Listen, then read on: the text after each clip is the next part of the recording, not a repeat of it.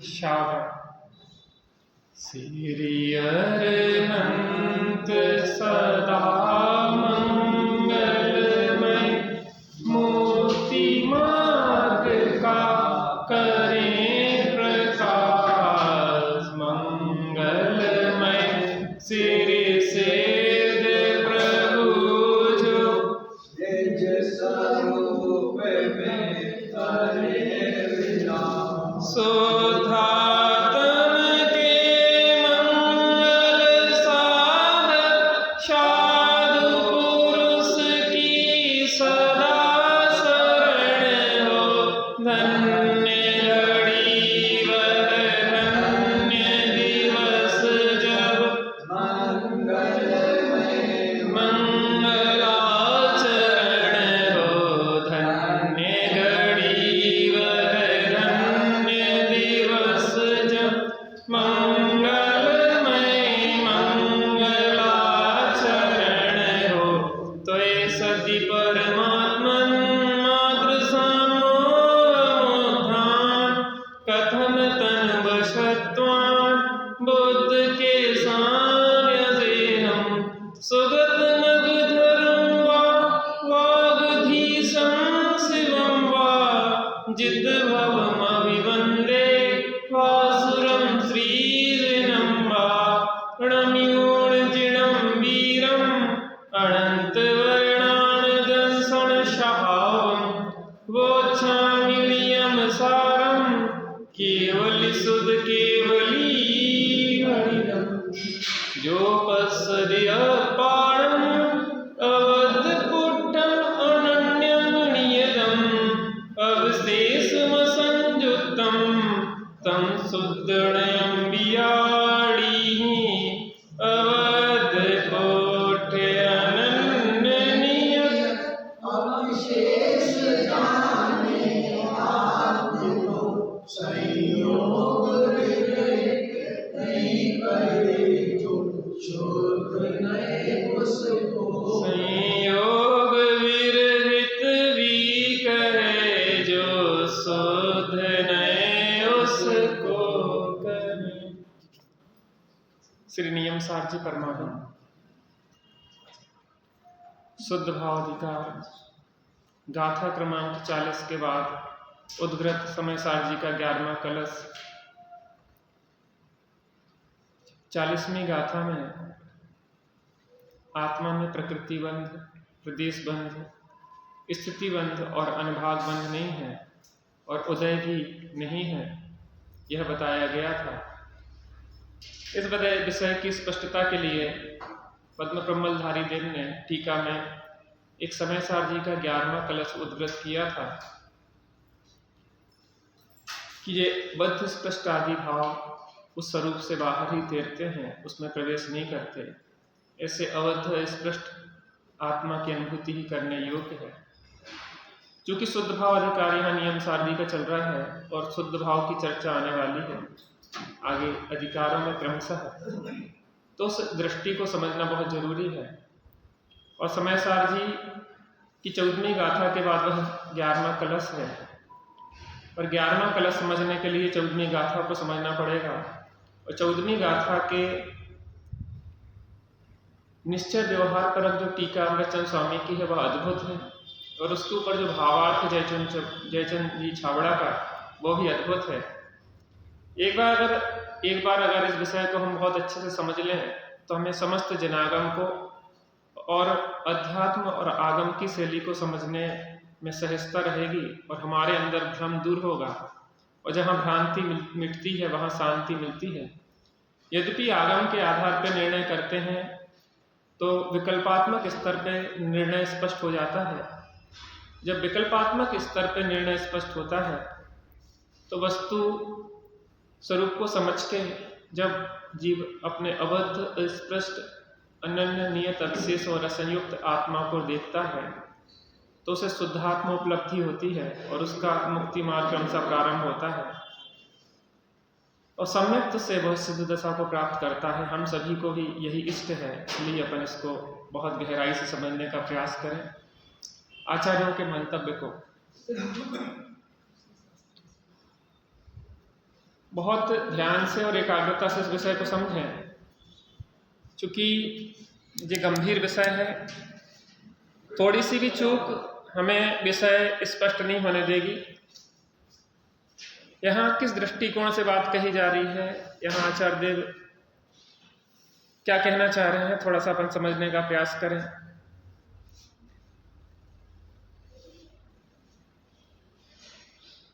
सीधे टीका पे आते हैं।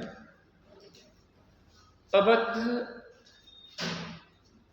अस्पृष्ट, अनन्य, नियत, अविशेष और असंयुक्त आत्मा की अनुभूति शुद्ध नय है और वह अनुभूति आत्मा ही है।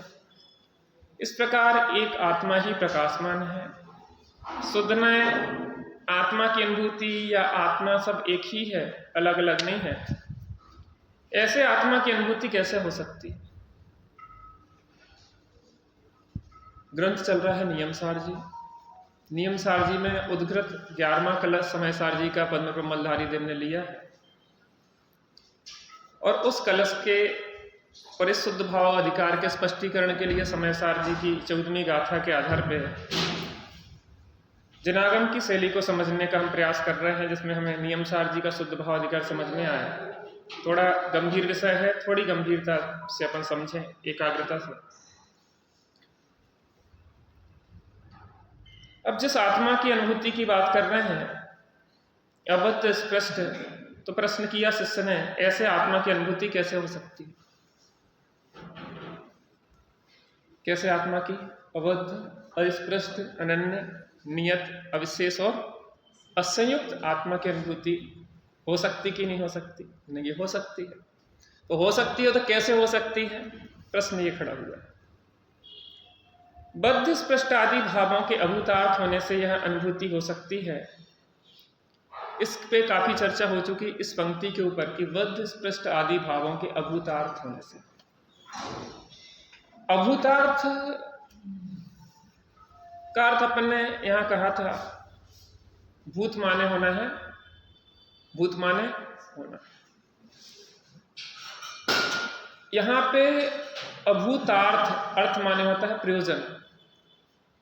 अभी जो बद्ध, स्पष्ट, अन्य, अनियत और संयुक्त बात जो है, वो दृष्टिकोण अभी प्रयोजनभूत नहीं है। अभी उस दृष्टिकोण से देखना प्रयोजनभूत नहीं है। अभी वह दृष्टिकोण अभूतार्थ है। क्या कहा? आप अपने बच्चों को देखते, कभी कहते गधा और कभी कहते राजा बेटा। बच्चा कैसा है, गधा है कि राजा बेटा? वो दृष्टिकोणगत है। जब अच्छे काम से की तरफ से देखते हैं, अच्छाइयों की तरफ से देखते हैं तो क्या कहते हैं? राजा बेटा है। और जब बुरी तरफ से देखते हैं तो क्या दिखता है? गधा दिखता है। पूरा बच्चा दिखता है कि आधा बच्चा दिखता है?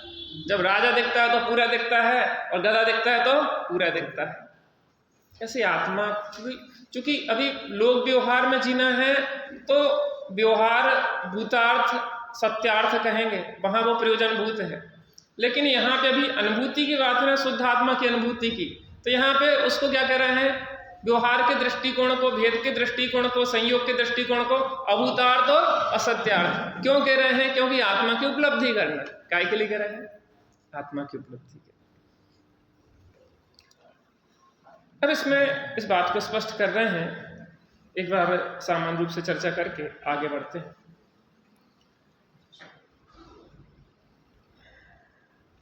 ज्यादा इस पे सीधे अपन दृष्टांत के माध्यम से सीधे स्पष्ट करते हैं, क्योंकि 2-3 दिन से इस पे चर्चा अपनी चल चुकी है,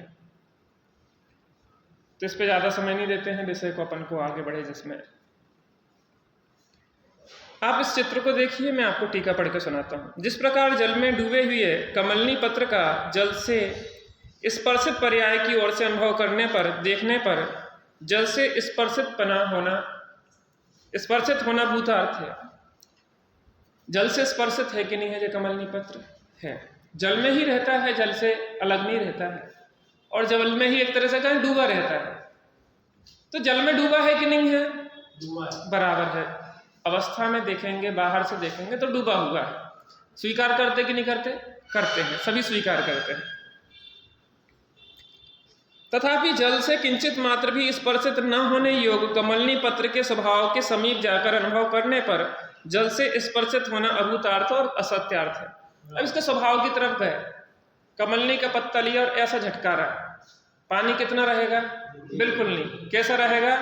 हाथ फेरेंगे तो रूखा का रूखा। तो मैं ये कह रहा हूं कि कमलनी पत्र के स्वभाव में उस जल में कितना प्रवेश किया? तो व्यवहार दृष्टि से जल में डूबा है तो स्पर्शित है, बंधा हुआ है, और परमार्थ दृष्टि से, उसके स्वभाव की दृष्टि से देखें तो कैसा है? वो रूखा का रूखा है। पानी के बीच में ही बात कर रहा मैं, रूखा का रूखा। पानी झटकारो ना झटकारो, पानी में डूबा हुआ दिखने पर व्यवहार दृष्टि से, संयोग दृष्टि से, उसी समय स्वभाव दृष्टि से एक ही समय में देखना है और एक ही वस्तु को देखना है। एक दृष्टि क्या है? व्यवहार दृष्टि, और दूसरी दृष्टि क्या है? परमार्थ दृष्टि। इसी प्रकार अनादिकाल से बंधे हुई आत्मा का पुद्गल कर्मों से बंधने, स्पर्शित होने रूप अवस्था से अनुभव करने पर बद्ध स्पष्टता भूतार्थ सत्यार्थ है। हम कर्मों से बंधे कि नहीं बंधे? बंधे हैं, बराबर बराबर बंधे हैं।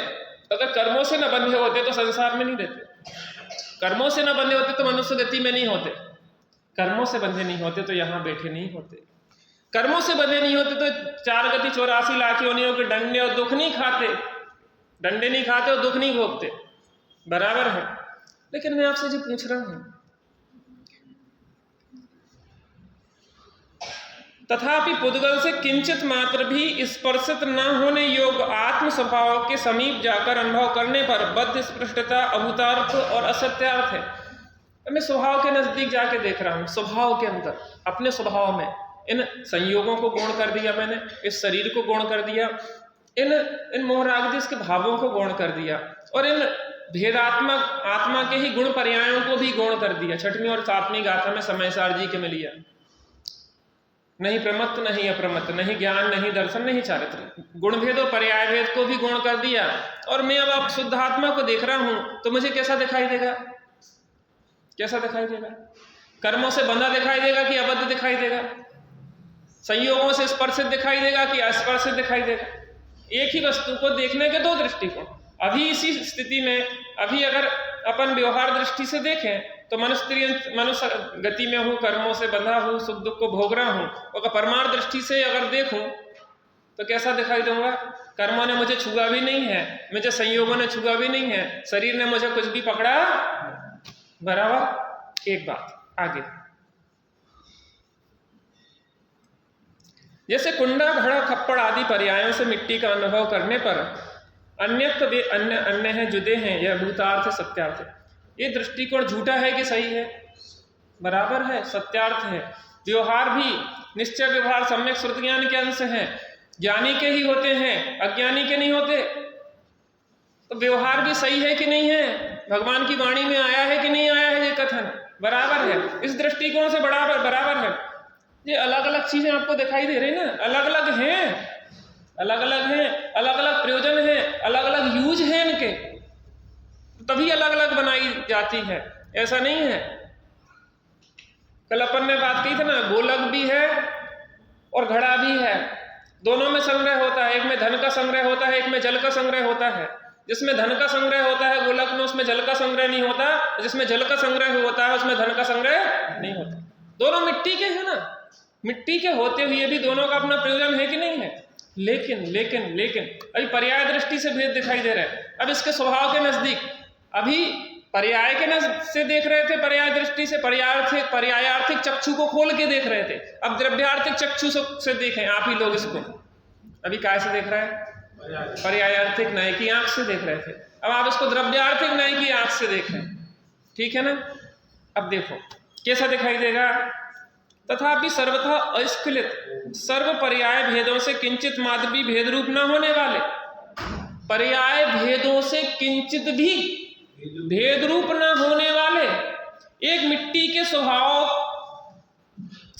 के समीप जाकर अनुभव, स्वभाव के समीप, नेचर, मिट्टी,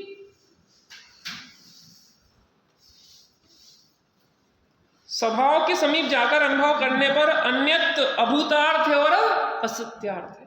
मिट्टी की तरफ से देखें तो इसमें मिट्टी है कि नहीं है? इसमें सब में क्या है? मिट्टी। एक मिट्टी है। देखो रक्षाबंधन पे शायद हमारे यहाँ वो शक्कर के वो बनते थे नाना प्रकार के गड़िया गुल्ला। अब गड़िया गुल्ला गए और वो शक्कर है चुकी, तो क्या होता था कि अलग अलग प्रकार की डिजाइन बना के कुछ भेज देते थे और जाके वहां पे क्या हुआ कि वो टूट गया। मान लो वो खिलौने के रूप में कुछ बनाया था हवाई जहाज, वो टूट गया तो बच्चा रोने लगा। बेटा यार क्या फर्क पड़ रहा, खाने हैं, डिजाइन को खाने का, सब में का है शक्कर है। देखिए हमें जो चाहने अरे कौन ले लो, सब में का है शक्कर है। बाद में मताई को कूट पीस के वो काय में डाल देने, चाय नहीं, जिन लोग चाय नहीं पीते दूध पीते, चाय बहुत शुद्ध होती, स्वास्थ्य के लिए हानिकारक है, छोड़ो उसको, तो दूध में डाल दिया उसने। अब ये कह रहे हैं हम आपसे माँ की दृष्टि क्या पे है? स्वभाव पे है, उसके मूल चीज पे है, और बच्चों की दृष्टि काय पे है? पर्याय पे। दोनों दृष्टि बराबर है कि नहीं है? और अपनी व्यवहारिक दृष्टि से वो बराबर है, परमाणुतिक दृष्टि से जो बराबर है। लेकिन प्रयोजन काय का है? अगर दुख दूर करना है बच्चों को तो किस दृष्टि से देखना पड़ेगा? स्वभाव, शक्कर की दृष्टि से। लोक व्यवहार में जीने के लिए ये सब चीजें जरूरी हैं, लेकिन जब अनुभूति करना होगी तो सांप दुनिया में आड़ा तिरछा कैसे ही चले, लेकिन जब दिल में जाता है तो कैसा जाता है? सीधा जाता है। हमें स्वरूप प्रवेश करना है, ये व्यवहारिक दृष्टिकोण को थोड़ा सा साइड कर दो भैया, बाद में देखेंगे, बाद में मिलेंगे। अभी तो हमें मूल स्वानुभव के लिए अबद्ध स्पष्टता ही देखना है, अन्न नहीं देखना है, अनन्य देखना है। क्या देखना है? अब जो हो गया दृष्टांत, अब आ जाओ सिद्धांत पे। इसी प्रकार नर नारक आदि पर्यायों से आत्मा का अनुभव करने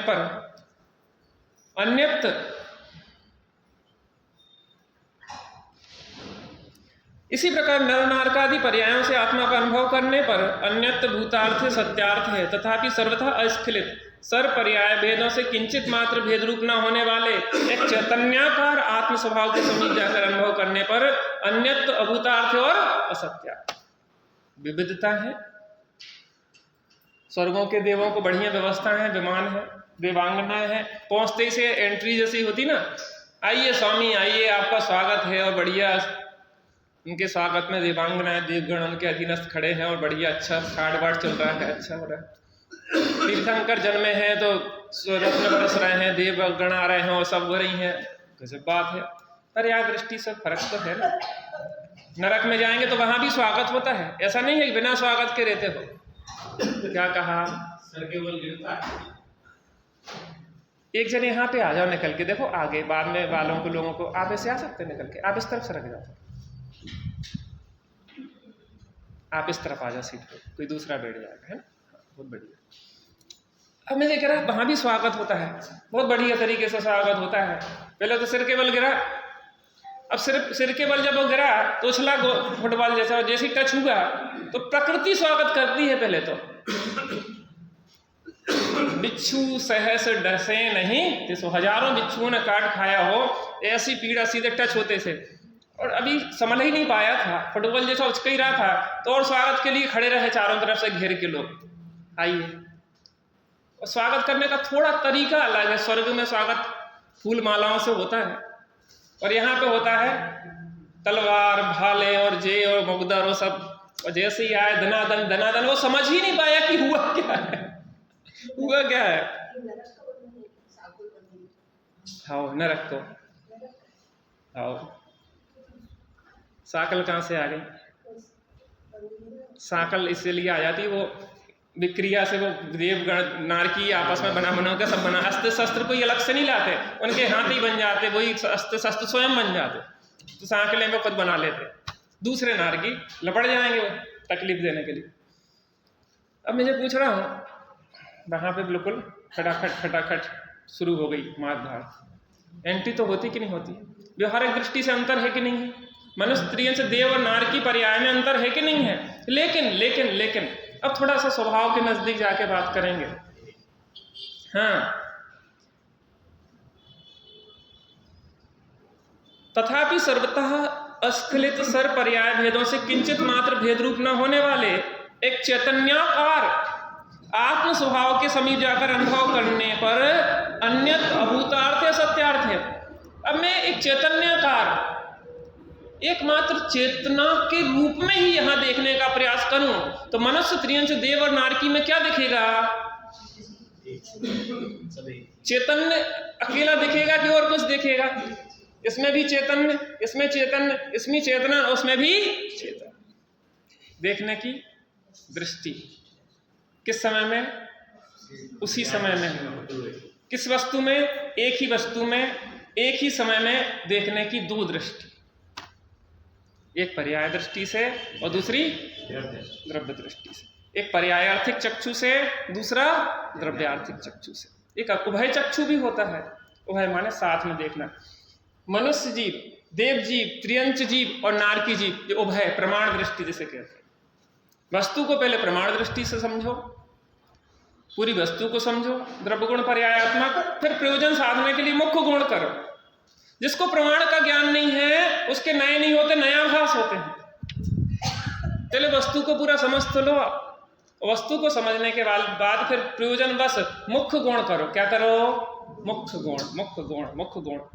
जब लोक व्यवहार साधना है तो व्यवहारिक दृष्टि मुख्य हो जाती है, और जब परमार्थ साधना है तो पारमार्थिक दृष्टि मुख्य हो जाती है। वस्तु स्वरूप को समझना है तो प्रमाण दृष्टि मुख्य हो जाती है। आगे बढ़ते हैं। तीसरा पॉइंट, जिस प्रकार समुद्र का हानि वृद्धि रूप अवस्था से अनुभव करने पर, जिस प्रकार समुद्र का हानि वृद्धि रूप अवस्था से अनुभव करने पर अनियतता भूतार्थ है, सत्यार्थ है, तथापि समुद्र के नित्य स्थिर स्वभाव के समीप जाकर अनुभव करने पर अनियतता अभूतार्थ और असत्यार्थ है। समुद्र बढ़ता भी है ज्वार में और भाटा में घटता भी। समुद्र की लहरें उठती भी हैं और गिरती भी हैं। सत्यार्थ की असत्यार्थ? सत्यार्थ के सत्यार्थ व्यवहार दृष्टि से सत्यार्थ है, भूतार्थ। इसका भी लाभ लिया जाता है। मैं कल सुन रहा था कि जब ज्वार आने को होता है तो क्या करते हैं, समुद्रों को पंक्तिबद्ध खड़ा कर दिया जाता है, समुद्र में जहाजों को। और क्या किया जाता है, जब ज्वार पानी बढ़ना आता है तो सैकड़ों किलोमीटर जब पानी ऊपर चढ़ता ना तो वो अपने आप बिना डीजल पेट्रोल के बहते चले जाते हैं। और जब भाटा होता है ना तो जो गोताखोर होते हैं, जिन्हें समुद्र की तली में जाके रत्नों को खोजना पड़ता है, तो वो भाटे का लाभ लेते हैं और उस समय अंदर जाते हैं। ज्वार के समय अंदर नहीं जाएंगे। कब जाएंगे? भाटे के समय। और जहाजों को जब बहाना होगा फ्री में, आगे तक ले जाना हो सैकड़ों किलोमीटर, तो कब क्या का इंतजार करेंगे? ज्वार। व्यवहारिक दृष्टि से बराबर है कि नहीं है? है। परंतु दूसरी दृष्टि से देखते हैं। तथापि समुद्र के नित्य स्थिर स्वभाव के समीप जाकर अनुभव करने पर अनियतता अभूतार्थ और असत्यार्थ है। अब स्वभाव के नजदीक जाके देख, इसी उथल पुथल के बीच की बात कर रहा है, शांत करके नहीं। इसी उथल पुथल में देखें, क्या देखें? इसी उथल पुथल में देखें। किससे देखें? स्वभाव की दृष्टि से। और दूसरा समुद्र नहीं खड़ा करना, शांत समुद्र नहीं खड़ा करना। इसी उथल पुथल की लहरों के बीच में ही समुद्र के शांत स्वभाव की तरफ से देखें तो कैसा दिखाई देगा? स्वभाव, नेचर शांत। तथापि समुद्र के नित्य स्थिर स्वभाव के समीप जाकर अनुभव करने पर अनियतता जो पूर्व में चर्चा करी, यहां की कुर्सियां कहां चली गई? वहां से कुर्सियां थोड़ी इस तरफ पहुंचा दो। कोई बात नहीं, सेटिंग बदलती है तो व्यवस्था बदल, आप देख लो थोड़ी 2-4 कुर्सी कहां रखते हैं। समझ में आ रही बात? उसी समय, एक ही समय में उसी समुद्र को अवश्य व्यवहार दृष्टि से देखते हैं, पर्याय से देखते हैं तो उथल पुथल, और स्वभाव से देखते हैं तो शांत और निश्चल। अब आ जाओ इस पे दृष्टांत से दृष्टांत पे। इसी प्रकार आत्मा का वृद्धि हानि रूप पर्याय भेदों से अनुभव करने पर अनियतता भूतार्थ है, सत्यार्थ है। हानि वृद्धि रूप पर्याय भेदों से अनुभव करने पर जो शक्ति के अंश होते हैं शक्ति के अंश जो हैं गुणों के, वो घटते भी हैं और बढ़ते भी हैं। ज्ञान गुण में हीनता भी होती है और वृद्धि अवस्था में, ज्ञान की अवस्थाओं में, जिसको क्षयोपशम कहते हैं, क्षयोपशम ज्ञान घटता भी है और बढ़ता भी है। हीनादिकता होती है कि नहीं होती है? होती है। तो व्यवहार दृष्टि से दर्शन, ज्ञान, वीर आदि गुणों में हीनादिकता देखी जाती कि नहीं देखी जाती? एक का ज्ञान शिवभूति मुनिराज जैसा है और एक का ज्ञान 11 अंग और 14 पूर्व का है, 12 अंग का है, और एक केवल ज्ञान है। तो उस ज्ञान गुण की हीनादिकता हो रही कि नहीं हो रही? तो व्यवहार दृष्टि से हीनादिकता है कि नहीं है? स्वीकार करना चाहिए कि नहीं करना चाहिए? लेकिन तथापि नित्य स्थिर आत्म स्वभाव के समीप जाकर अनुभव करने पर अनियतता अभूतार्थ है और असत्यार्थ। लेकिन मैं ये कह रहा, उस क्षयोपशम ज्ञान के घटने बढ़ने के बाद भी ज्ञान गुण की तरफ से देखा जाए तो ज्ञान ज्ञान रूप रहता कि नहीं रहता? ज्ञान ज्ञान रूप ही रहता है, न घटता है। नहीं जन्मू नहीं बढ़ता, नहीं घटता नहीं बढ़ता, अगुरु लघु रूप ध्रुव ज्ञायक, सहज जीवन हमारा है। चौथा, जिस प्रकार सोने का चिकनापन, पीलापन, भारीपन इत्यादि गुण रूप भेदों से अनुभव करने पर विशेषता भूतार्थ है, सत्यार्थ है, तथापि जिसमें सर्व विशेष विलय हो गए हैं, ऐसे स्वर्ण स्वभाव के समीप जाकर अनुभव करने पर विशेषता अभूतार्थ है और असत्यार्थ है।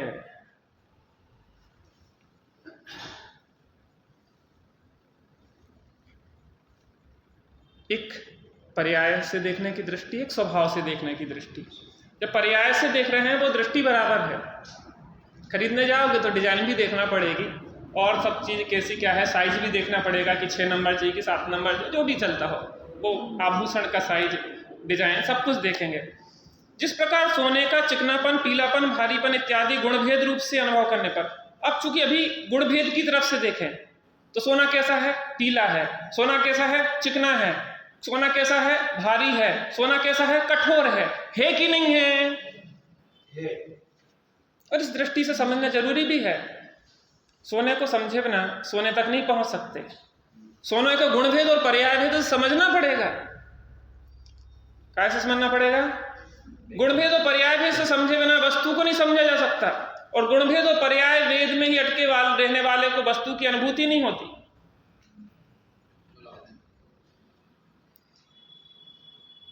तथापि जिसमें सर्व विशेष विलय हो गए हैं, ऐसे स्वर्ण स्वभाव के समीप जाकर अनुभव करने पर विशेषता अभूतार्थ और असत्यार्थ। सर्व विशेष विलय हो गए हैं। विलय हो गए माने इसको मिटा दिया? नहीं, गौण कर दिया। विशेषों को क्या कर दिया? गौण। आप जोहरी के पास गए, हार लेके गए, हार लेके गए, तुमने कहा कि ये कितना है? तो 10 तोला का था। उसने कहा 9 तोला है। 9 तोला है। भाई साहब वजन बता रहा है आपके ही तराजू पे, कितना? 10 तोला। और आप क्या कह रहे हैं? 9 तोला। उसने कहा देखो क्या है, मेरी दृष्टि क्या है? सोने पे है। ना तो मैं डिजाइन देख रहा हूं, ना इसके भेद देख रहा हूं कि ये सोना है कि अंगूठी है कि कुचला है कि सही है कि साबुत है कि नई डिजाइन है कि पुरानी डिजाइन है कि कैसा है। मुझे क्या दिखाई दे रहा है? सोना। तो मैं किसको देख रहा हूं? किसको देख रहा हूं? अच्छा, उसमें जो बट्टा दिया गया था वो चांदी का बट्टा था। तो 1 तोला का चांदी और 9 तोला सोना, तो 1 तोला चांदी के पैसा देगा कि नहीं देगा? वो नहीं देगा। उसकी दृष्टि क्या पे है? पीतल मिले कि चांदी मिले कि तांबा मिला, हमें क्या मतलब? भाड़ में जान दो। हमें क्या दिख रहा है? व्यवहार दृष्टि से बराबर बात है। हार है, डिजाइन है, उसमें तांबा है, पीतल है, उसकी भी कुछ कीमत है। व्यवहार दृष्टि से बराबर है। डिजाइन के स्पेशल पैसा भी लगेंगे आपको, लेकिन जब स्वर्णकार उसकी स्वभाव की दृष्टि से देखेगा तो क्या ये सब दिखाई देंगे? हैं कि नहीं है? हैं, लेकिन उस समय देखने की जरूरत नहीं। देखोगे तो व्यवस्था नहीं बनता। इसी प्रकार आत्मा का ज्ञान, दर्शन आदि गुण रूप भेदों से अनुभव करने पर विशेषता भूतार्थ है, सत्यार्थ है, तथापि जिसमें सर्व विशेष विलय हो गए हैं, ऐसे आत्म स्वभाव के समीप जाकर अनुभव करने पर विशेषता अभूतार्थ और असत्यार्थ। ध्यान से समझना, आत्मा ज्ञान वाला है कि नहीं है? है। दर्शन वाला है कि नहीं है? है। सुख वाला है कि नहीं है? है। चारित्र वाला है कि नहीं है? है। प्रमत्त है कि नहीं है? है। अप्रमत्त है कि नहीं है? है। संसारी है कि नहीं है? है। मुक्त है कि नहीं है? है। किस दृष्टि से? पर्याय दृष्टि से। लेकिन आचार्य कुंद देव ने छठवीं और सातवीं गाथा में निषेध क्यों कर दी? ना प्रमत्त है ना प्रमत्त है, बस एक गायक भाव है। नहीं दर्शन है, नहीं ज्ञान है, नहीं चारित्र है, बस एक गायक। क्यों भाई? प्रमत्त प्रमत्त नहीं होगा, या तो वो प्रमत्त होगा या अप्रमत्त होगा। छठवें गुण स्थान तक प्रमत्त गुण स्थान, 7वें से लेकर 14वें तक अप्रमत्त गुण स्थान। अगर सिद्ध नहीं बने हो, संसार में हो, तो किसी ना किसी प्रमत्त दशा में हो गए या अप्रमत्त दशा में हो गए, बताइए। लेकिन आचार्य कुंद देव जी नहीं जानते थे। आचार्य कुंद देव ने क्या प्रतिज्ञा ली थी कि मैं किसको बताऊंगा? तो मैं प्रमत्त अप्रमत्त बताऊंगा कि मैं एकत्व विभक्त को दर्शाऊंगा? निज विभव से एकत्व ही दर्शा रहा करना मनन, मैं एकत्व ही दर्शाऊंगा। मैं ये कह रहा हूं कि शिष्य को प्राथमिक भूमिका में क्या गुणभेद पर्यायभेद से नहीं समझाया होगा, लेकिन शिष्य ने क्षोभसम ज्ञान के धारणा ज्ञान के आधार पर रट लिया कि छठवां गुण स्थान तक प्रमत्त है और सातवें से ऊपर अप्रमत्त है, ज्ञान वाला है, दर्शन वाला है, चारित्र वाला है, तोते जैसे रटने लगा।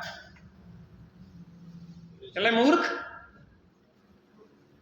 क्षोभसम ज्ञान बढ़ाने के लिए सिखाया था तेरे कि स्वानुभव के लिए सिखाया था? इस गाथा का जन्म क्यों हुआ? टीका में क्या लिखा? किसके लिए?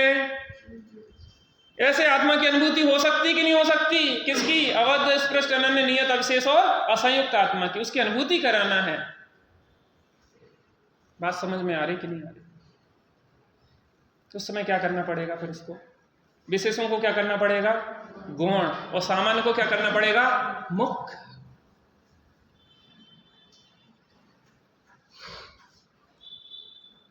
बराबर समझ में आ रहा कि नहीं आ रहा? शायद 144वीं गाथा के बाद 22 या 23 कलश आए समय सार जी में। 144 ही गाथा है शायद, 142 होगी, हाँ जो भी है देख लेना। तो उसमें जो बात कही है पक्षातिक्रांत होने की, पक्षातिक्रांत का मतलब क्या होता है? जो बौद्ध मत का पक्ष है और जो सांख्य का है जी पक्ष माने विकल्प। तुम इस आत्मा के बारे में विकल्प करते रहोगे तो भी आत्मा की उपलब्धि नहीं होगी। एक पक्ष से देखो तो नित्य, एक पक्ष से देखें तो अनित्य, एक तरफ से देखें तो एक तरफ से देखें तो अनेक, एक तरफ से देखें तो तत्, एक तरफ से देखें तो अतत्। अरे तुम विकल्पों में उलझ गए। वो आत्मा की अनुभूति करने की बात है, विकल्पों में नहीं उलझना। पक्ष माने विकल्प, विकल्पातीत होने, पक्षातिक्रांत माने विकल्पों का अतिक्रमण करके शुद्ध आत्मोपलब्धि की बात करना चाह रहे हैं। यहां यही बात कह रहे हैं। अगर इस शुद्ध भाव अधिकार को समझना है, बार बार कंफ्यूजन होता है, तो आचार्य देव की जो दृष्टि गुणों को समझना जरूरी। नियम सार का शुद्ध भाव अधिकार चल रहा है मूलतः, लेकिन इस टीका को समझना इसलिए अनिवार्य हो गया कि शुद्ध भाव को समझने के लिए दृष्टि देना यहीं से पड़ेगा। क्योंकि आचार्य कुंद देव ने तो निज भावना निमित्तम नियम सार लिखा है, ज्यादा विवेचना नहीं करी खोली यहाँ, लेकिन अमृतचंद स्वामी ने इसको बहुत सुंदर तरीके से बताया। उसको समझ लेंगे तो नियम सार का शुद्ध भाव अधिकार समझ में। अंतिम और बोल देख लेते हैं इसका, समझ में आ गया ना? इसी प्रकार आत्मा का ज्ञान दर्शन आदि गुण रूप भेदों से अनुभव करने पर विशेषता भूतार्थ है, सत्यार्थ है, तथापि जिसमें सर्व विशेष विलय हो गए हैं, ऐसे आत्म स्वभाव के समीप जाकर अनुभव करने पर विशेषता भूतार्थ और असत्यार्थ। अंतिम बोल।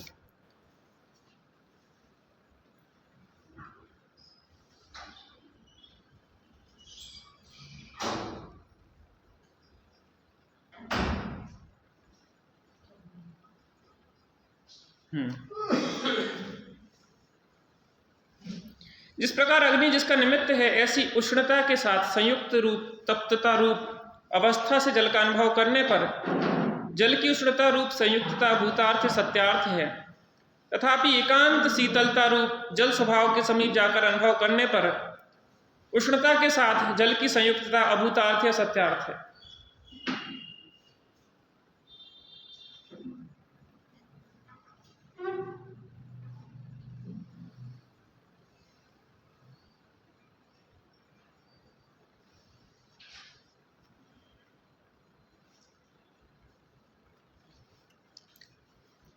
फिर से, जिस प्रकार अग्नि जिसका निमित्त है, ऐसी उष्णता के साथ संयुक्तता रूप तप्तता रूप अवस्था से जल का अनुभव करने पर जल की उष्णता रूप संयुक्तता भूतार्थ सत्यार्थ है। पानी कैसा है? गर्म है। कैसा है पानी? गर्म है। टोडरमल साहब ने कहा कि उष्ण जल को शीतल स्वभाव समझ के, स्वभाव तो शीतल है, उष्ण जल पी लोगे तो जियोगे कि मरोगे? ऐसा उबलता पियोगे तो जलोगे नहीं, चले जाओगे। पर्याय में बराबर है, छू नहीं लेना, पीना तो दूर, छू नहीं लेना। जिस प्रकार अग्नि जिसका निमित्त है, ऐसी उष्णता के साथ संयुक्त रूप, कैसे संयुक्त है? जे खदबदारा है, उष्णता के साथ कैसा है? संयुक्त है। तप्तता रूप अवस्था से जल का अनुभव करने पर जल की उष्णता रूप संयुक्तता भूतार्थ है, सत्यार्थ है। जल गर्म है कि नहीं है? गर्म है कि नहीं है? गर्म है। अवस्था की दृष्टि से देखें तो कैसा है? खोल रहा है, गर्म है। तथापि एकांत शीतलता रूप जल स्वभाव के समीप जाकर अनुभव करने पर उष्णता के साथ जल की संयुक्तता अभूतार्थ और सत्यार्थ। अब देखो, तप्त अवस्था में अनुभव, जब जल को गर्म तप्त अवस्था में अनुभव करते हैं तब जल की उष्णता के साथ संयुक्तता भूतार्थ है। पर्याय से संयुक्तता है, लेकिन स्वभाव में नहीं।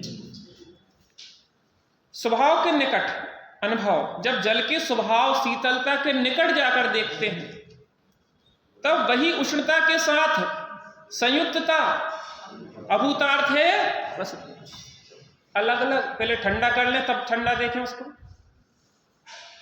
इस पानी को पहले ठंडा कर लें फिर शीतल देखें।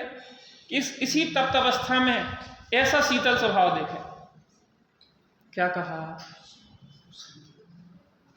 ऐसे ही खोलते हुए पानी में स्वभाव शीतल है कि नहीं है? शीतल करने के बाद शीतल होगा। बात तो समझ में आ रही कि नहीं आ रही? कब देखना है? इसी समय देखना है। एक ही समय में एक ही वस्तु को देखने के दो दृष्टिकोण। आप द्रव्यार्थिक चक्षु से देखो, ये पर्यायार्थिक चक्षु से देखें, और हम उभय चक्षु से देखें। प्रभुचंद साहब जी की 114वीं गाथा, द्रव्यार्थिक चक्षु, पर्यायार्थिक चक्षु और उभय चक्षु। पता है इतना क्यों मेहनत करना पड़ रही है? क्योंकि कंफ्यूजन। प्रभात भैया के उस प्रश्न ने खड़ा किया कि कर्म शरीर से बनते हैं और आत्मा तो सदा निष्कर्म रहता है। नहीं, क्या ऐसा नहीं है? वही आत्मा है, वही समय है। पर्याय से देखते हैं तो कर्म संयुक्त है, और स्वभाव से देखते हैं तो कर्म से संयुक्त है।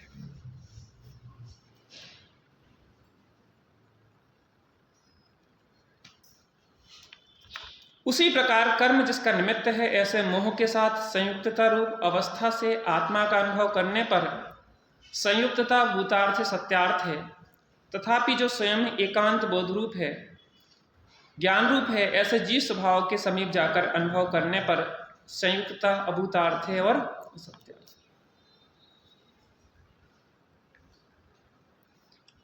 द्रव्य कर्म की आग जल रही है, 9 कर्म रूपी तपेली का अवलंबन लिया है, और जल अपनी योग्यता से उष्ण हो रहा है।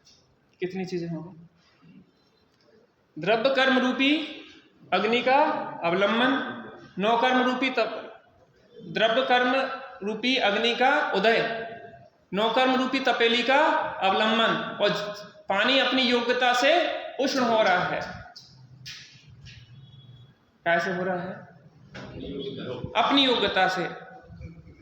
ऐसे मोह के साथ संयुक्तता रूप अवस्था से आत्मा का अनुभव करने पर संयुक्तता भूतार्थ सत्यार्थ है।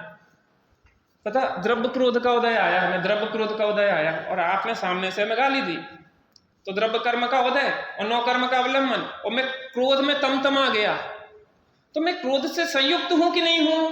संयुक्त। हाईली इन्फ्लुएंट, क्या कहते हैं, इन्फ्लेटेड, बहुत अत्यंत ज्वलनशील है। आदमी कहते दूर रहे ना, हाँ जो भी कहलाता, अंग्रेजी का माउथ हम अभी अत्यंत ज्वलनशील है, उससे दूर रहना। अगर पास में जाओगे तो जल जाओगे। लेकिन मैं ये कह रहा, ऐसे अत्यंत ज्वलनशील दशा में भी एक दृष्टि और है। कौन सी दृष्टि है? तथापि जो स्वयं एकांत बोध रूप है, ज्ञान रूप है, ऐसे जीव स्वभाव के समीप जाकर अनुभव करने पर संयुक्तता अभूतार्थ और असत्यार्थ। स्वभाव के नजदीक जाके देखें तो क्रोध दिखाई देगा, मान दिखाई देगा, माया दिखाई देगी, लोभ दिखाई देगा, कसाएं दिखाई देंगी? नहीं। कहाँ है? क्रोध से बाहर निकलेंगे तो स्वभाव में नहीं। जब क्रोध से रहे स्वभाव को देखोगे तब स्वभाव में जाओ। लक्ष्य नहीं होगा। क्रोध ऐसे नहीं जाएगा। निष्क्रोध स्वभाव के अवलंबन से क्रोध जाता है। मैं निष्कर्म स्वभावी आत्मा हूँ, निष्क्रोध स्वभावी आत्मा हूँ, ऐसा श्रद्धानी सम्यक दर्शन है। निष्कर्म स्वभावी आत्मा हूँ, मैं निष्क्रोध स्वभावी आत्मा हूँ, ऐसा ज्ञानी सम्यक ज्ञान है। और निष्कर्म निष्क्रोध स्वभावी आत्मा का अवलंबन लेना ही सम्यक चारित्र, और कुछ नहीं। इस विधि से आत्मा की उपलब्धि अनुभूति हो सकती है। मुझे लगता है आज कोई सूचना देना है, लेकिन 2 मिनट ध्यान किए बिना अपन आगे नहीं बढ़ेंगे। 2 मिनट के लिए थोड़ी शांति से बैठते हैं, फिर आगे सूचनाएं मिलके। आप जाइएगा नहीं, सुन के जाइएगा।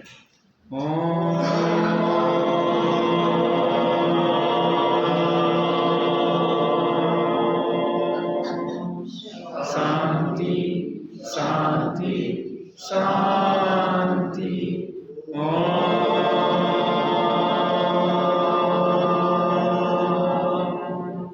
शांति शांति शांति।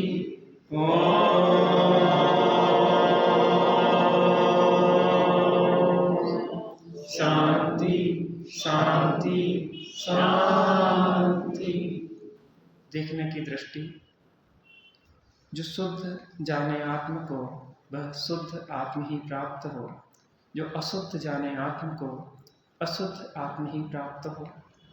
पर्याय से देखते हैं तो आत्मा शरीर कर्म राग आदि से संयुक्त दिखाई देता है। जब स्वभाव की दृष्टि से देखते हैं तो असंयोगी, निष्कर्म और शुद्ध दिखाई देता है।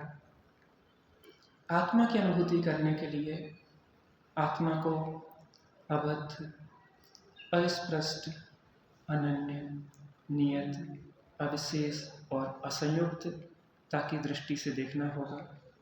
उससे वर्तमान पर्याय में जो भी संयोग, कर्म, राग आदि हैं, उस शुद्ध स्वभाव की दृष्टि से वह स्वतः ही दूर हो जाएंगे। स्वभाव के अवलंबन से धीरे धीरे कर्म छटते चले जाएंगे और जैसा स्वभाव है पर्याय में वैसा ही प्रकट हो जाएगा।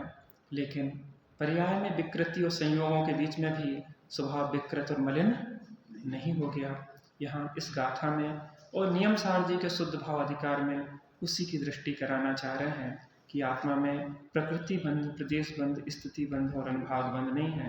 बंध नहीं है तो उदय भी नहीं है। किसमें? उस शुद्धात्मा में थोड़ी देर बैठ के उस शुद्ध स्वरूप का अवलंबन लेने का अभ्यास करते हैं।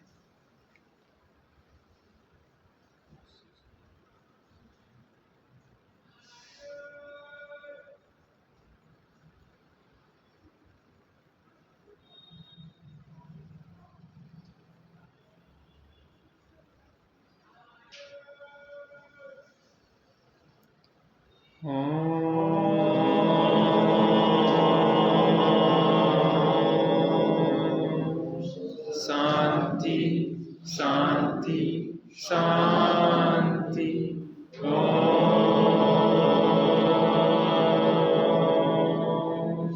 शांति शांति शांति।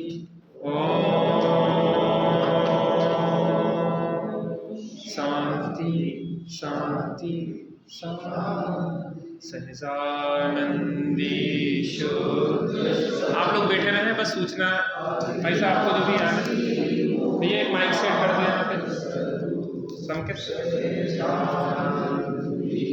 शुद्ध स्वरूप अविनाशी